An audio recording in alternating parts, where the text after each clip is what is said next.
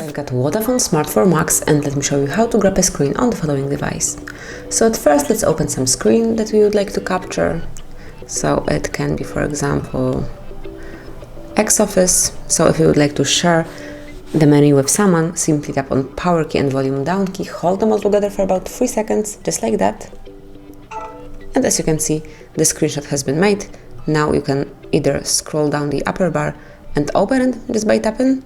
Let me pick the gallery, always. And here it is. Now you can share it, you can edit it, you can delete it, or do whatever you want to, but you can also open it through the gallery. So let me open the list of all applications. Now we have to find and pick the gallery. It's here. And as you can see, here is a screenshot album, and you've got the screenshot that you've just taken over here. So that's it. This is how you can grab a screen in your Vodafone, how you can edit it, share it, and all the others. Thank you for watching. Please subscribe our channel and leave the thumbs up.